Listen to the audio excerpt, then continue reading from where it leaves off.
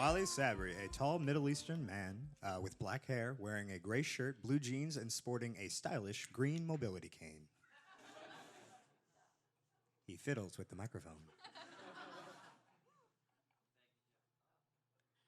The mic is not on. Hello. Oh, hello. All right. Thank you, John.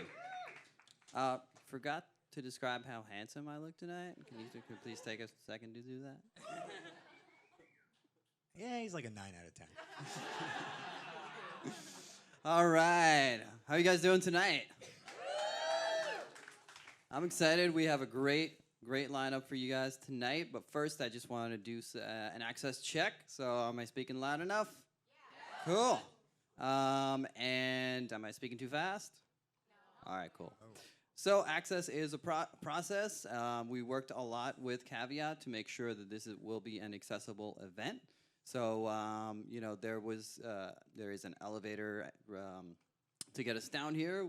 So for wheelchair access, and we made sure to to remove any barriers from around the hallways to clear up a room. We also made room in this area here, took out some of the chairs and tables and stuff like that. And the accessible bathrooms, if you are facing away from the stage, it's towards the back and on the right side. There's a hallway there that you can take, and the bathrooms will be in an alcove to your right. Also thanks to the awesome Foundation Disability Chapter, they awarded us their October grant, which is how we're able to afford CART, so we have live captioning tonight.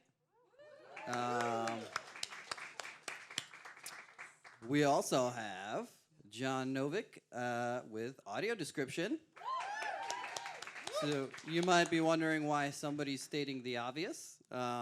It's because this is what access sounds like. This is what an experience of a blind person attending a live event or even a movie or performance is like.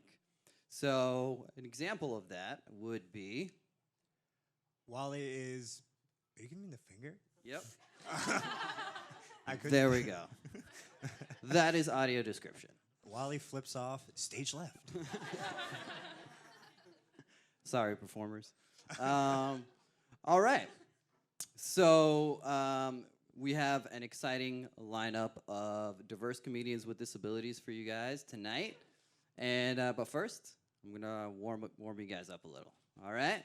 So, as a disability advocate, there is one particular barrier that I feel I want to bring up with you guys that exists, between myself and average able-bodied people when I meet them. And we'll call that barrier ableism, right? And what ableism means is it's basically our term in the disability community that is equivalent to like racism or sexism. So ableism manifests itself in many different ways. Let's play a game I like to call Questions You Should Never Ask a Blind Person Immediately Upon Meeting Them. Question 1. Do you have glaucoma? Not everyone has glaucoma. I have retinitis pigmentosa. I bet you never heard of that. Question number 2. You're not really blind. How many fingers am I holding up? He's holding up 2 fingers. To which I usually respond, is it this much? He's flipping everyone off. Then there are some questions that are a little too personal.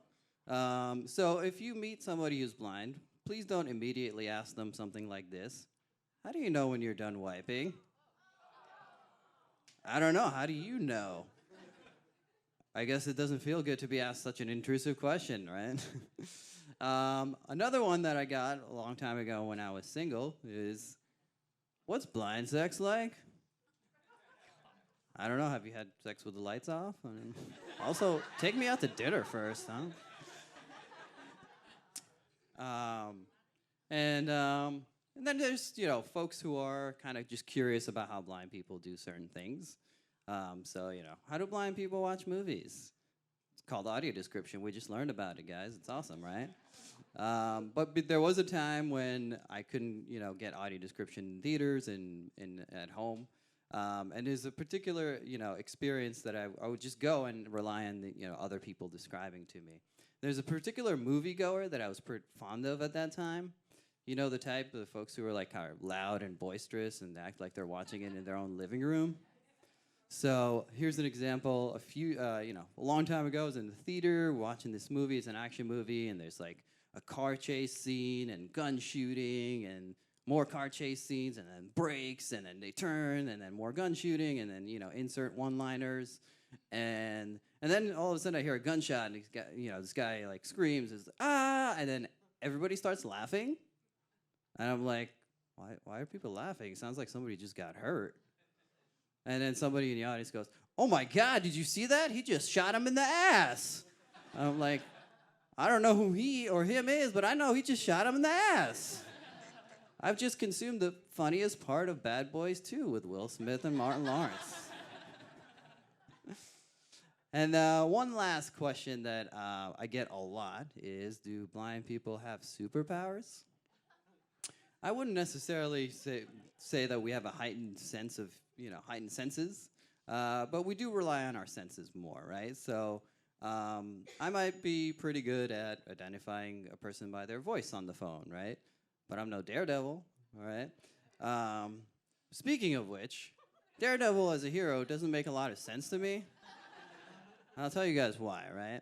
So he's this blind superhero, and he has, super hearing and super sense of smell and stuff like that. But he lives in New York City, guys. Can you imagine living in New York City with having a heightened sense of hearing and smell?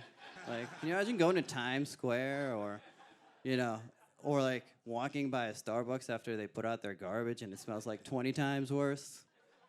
I think I would make a terrible Daredevil because I would be like, excuse me, bad guy, do you mind if we move this fight outside of the bathroom? Somebody just took a dump. Independence is a big... Oh, yeah, go ahead. Give us some applause. Woo! Yeah. Independence is a big part of the disability community, and it's a spectrum. And, everybody has their level of independence. And when I was, younger, when I was in grad school, I had a bit of a reputation for being stubbornly independent. Somebody would like hand me a sheet of paper and they'd be like, would you like me to read that for you? I'd be like, no, I can do that myself. And then 5 minutes later, I'm like, can you read that for me, please? So, because of experiences like that, my friends had this saying about me. When I die, on my gravestone, it's going to say, here lies Walei. He died independently and with no one else's help.